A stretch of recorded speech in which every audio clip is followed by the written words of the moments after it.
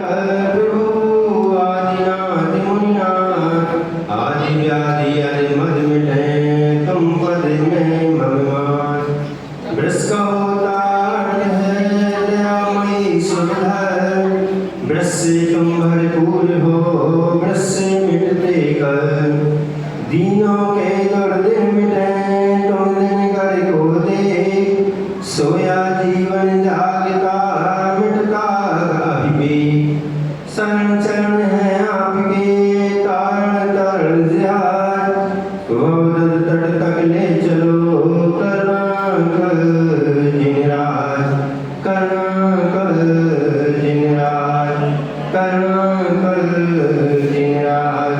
प्रथम तीर्थंकर आदिनाथ भगवान की मूलनायक पार्श्वनाथ भगवान की वर्तमान शासन में वर्तमान स्वामी भगवान की चतुर्वंश तीर्थंकर भगवान की वर्तमान गुरु आचार्य भगवान विमल सागर जी महाराज की गुरु नाम गुरु गणाचार्य भगवान राज सागर जी महाराज की मम दीक्षा प्रदाता चर्या शिरोमणि 108 आचार्य भगवान विशुद्ध सागर जी महाराज की हरि दीप में विराजमान तीन कौन करोड़ों भगवंतों की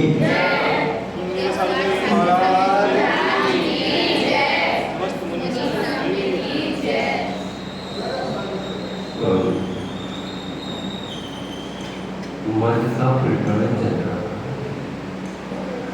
मद कैसा होता है? मद में डूबा अहंकार में डूबा व्यक्ति अच्छे बुरे का विवेक भूल जाता है। क्या अच्छा है क्या बुरा है, फिर उसकी प्रवृत्ति लोभ की और आकृष्ट और हो जाती है। मैं इतना ज्ञानी हूँ, मेरे को इतना मूल्य तो मिलना चाहिए। यह किसी एक व्यक्ति के विषय में नहीं कहा जा सकता। प्रत्येक जीव मानव वाले जितने भी हैं वह सबकी यही प्रवृत्ति हुआ करती है। थोड़ा सा ज्ञान हो जाए तो मेरे को इतना मिलना चाहिए।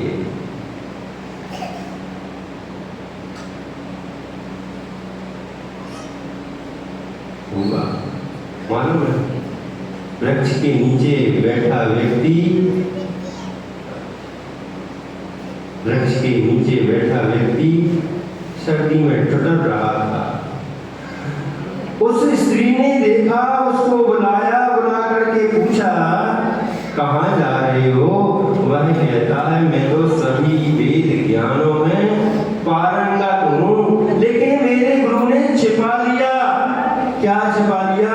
पाप का बाप कौन है ये छिपा लिया। अरे वह भूल गया, मन में भूल गया, अहंकार में भूल गया। गुरु ने कुछ नहीं छिपाया, तो तुम्हारे अंदर लेने वाले की योग्यता हुआ करती है। कुछ जीव ऐसे हुआ करते हैं, इशारे में समझ आया करते हैं कि क्या कहना चाह रहे हैं, और कुछ ऐसे हुआ करते हैं बता दो उसके बाद भी नहीं समझ पाते। और कुछ जीव तो ऐसे हुआ करते हैं लिख लिख करके और उनके आगे भी रख दो, बता दो, समझा दो, लिख करके आगे रख दो, फिर भी नहीं समझ पाते।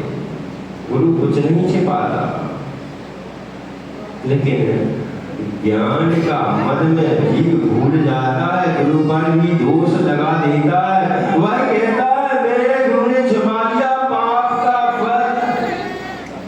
पाप का बाप कौन है? वह लड़का कहती है इसका उत्तर तो मैं दे सकती हूँ। जीव कैसे परिणाम बदलते हैं। वह कहता है मैं, और तुम गणिका से पूछो, गणिका के यहाँ जाओ। वह गणिका एक मोहरों की थैली बता देती है, मोहरें मिलेंगी, उत्तर भी मिलेगा।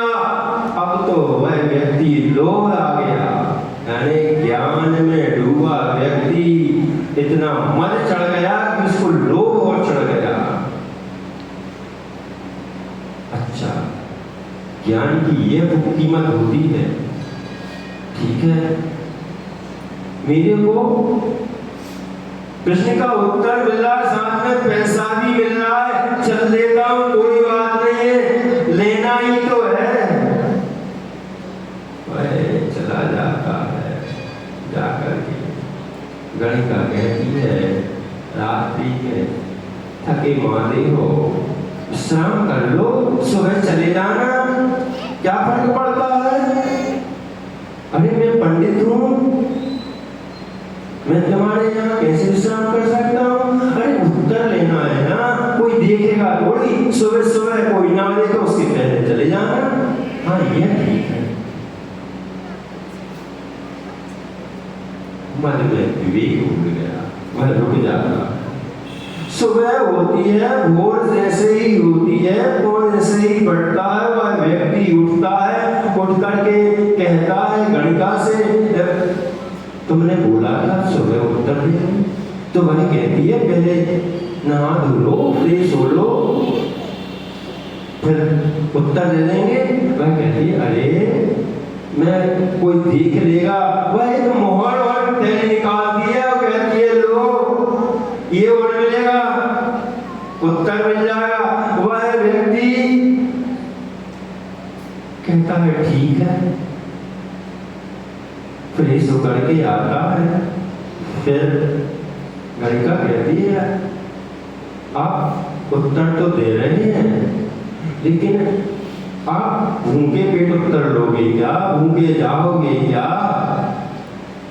मेरे को अच्छा नहीं लग रहा, आप कुछ खा पी लीजिए। पर मैं थोड़ी खिला रही हूँ, मैं थोड़ी बना रहा हूँ, अरे सूखा सामान दे रहे हैं, आपको ही बनाना है, आपको ही खाना है, स्थान मात्र मेरा है, तो मैं इसमें खाने में क्या अर्थ है। ज्ञान का मन ऐसा चढ़ा कि लोभ चढ़ गया और लोभ में मैं भूल गया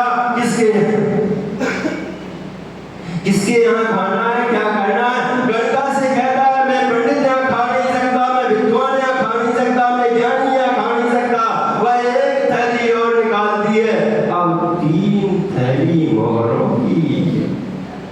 अब तो लोग और भैया दुकान पे जाते हो, एक ग्राहक आ जाता है, 5 रुपए का सामान लेता है, उसके बाद अगर कहता है नहीं नहीं मेरे को तो चाय पीना है, आप 10 रुपए की चाय पिला देते हो, किस आशा से कि इससे कि यारी तो इसने 5 का लिया है, 5 का और लेगा और फिर 5 का और लेगा, उसमें मैं क्या करूंगा, इस चाय का पेमेंट जोड़ करके मुनाफा दे करके और इसी से वसूल कर लूंगा। यह है अज्ञानी व्यक्ति। ऐसे ही यहाँ पर भी हुआ, मद चढ़ा था ज्ञान का। वह कहता है ठीक है, मेरे को ही तो बनाना है, मेरे को ही तो खाना है, कोई बात नहीं। वह बनाने लगता है, खाने लगता है। फिर वह गणिका पहुंच जाती है, कहती है बनाया आपने, खाएंगे आप, सब कुछ करेंगे, लेकिन एक उपकार और कर दो मेरे ऊपर।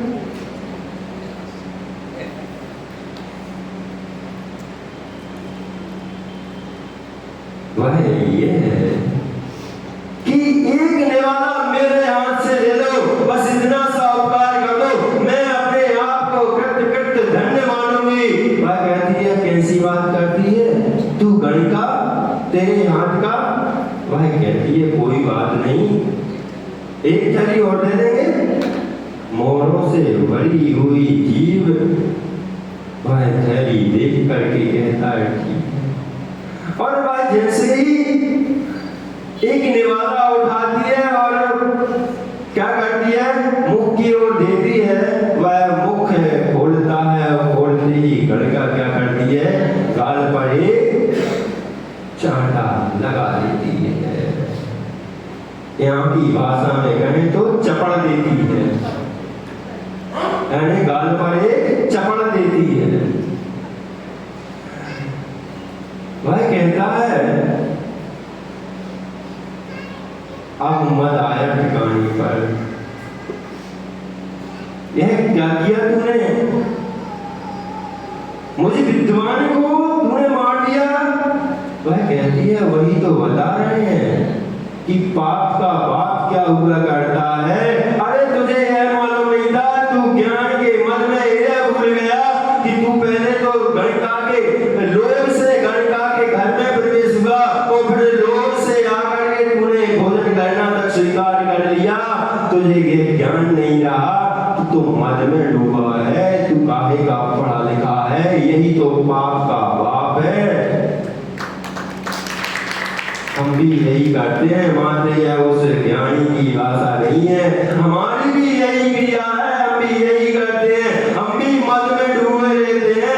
अरे ज्ञानी, बड़े बड़े ज्ञानी इंद्रिभूति जैसे ज्ञानी भी ज्ञान के अहंकार में डूबकर मेरे तो इतने सारे शिष्य हैं, मैं किसी की भगवत्ता स्वीकार कैसे कर सकता हूँ। यह ज्ञान का मद है, ज्ञान का मद बहुत बलिष्ठ हुआ करता है।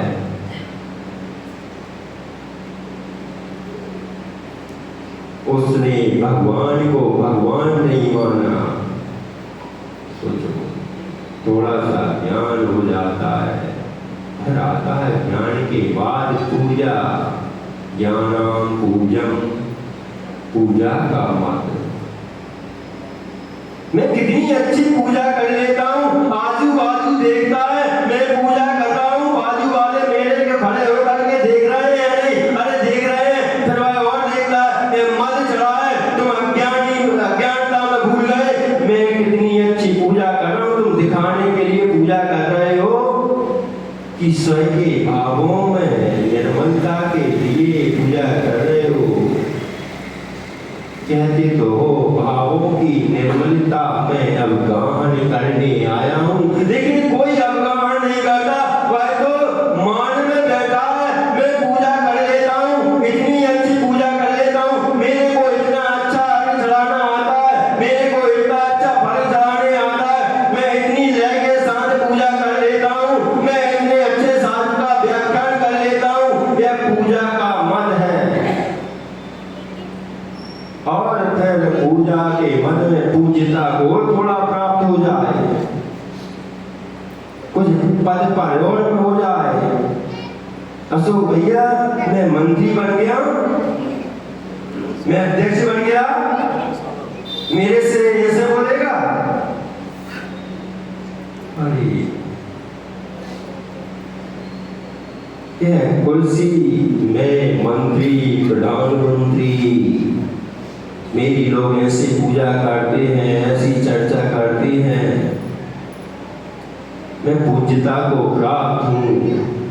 अरे तुझे जनता ने बिठाया है, जनता के शासन के लिए बिठाया है, जनता की सुविधा के लिए बिठाया है, ना कि तेरी पूजा कुर्सी से हो रही है। तेरा पद शाश्वत नहीं है, तेरा पद तो कितने वर्ष का है, 2 वर्ष का, 4 वर्ष का, 5 वर्ष का, अरे वह तो जोड़ो 5 वर्ष ही बहुत हो गए। अगर ज्यादा अति कर ली तो 4 दिन में भी नीचे आता थे।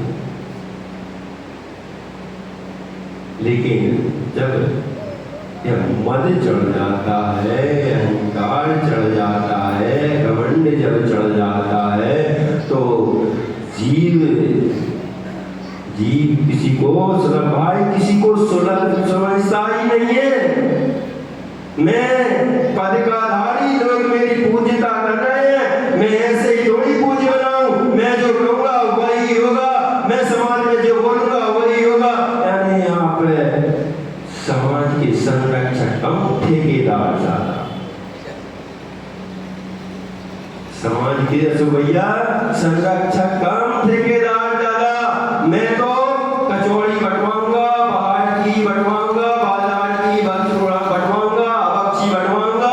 मैं यहाँ का जो करता हूँ, मेरा अहम जो बैठा हुआ है, वह कोई सलाह अच्छी भी देता है तो वह बुरी लगती है, स्वादी नहीं है। कुनाल वह स्वादी नहीं है, किसी को नहीं स्वादी। मद जो चढ़ा हुआ है, और आगे सुनेंगे यह पूजा का मद है। अब कुल का मद भी है, जाति का मद भी है, अभी और मद है, मन की व्याख्या, अभी तो यही कही हुई पूजा की व्याख्या, हम और आगे अपन अगले समय में देखेंगे। ओम नमः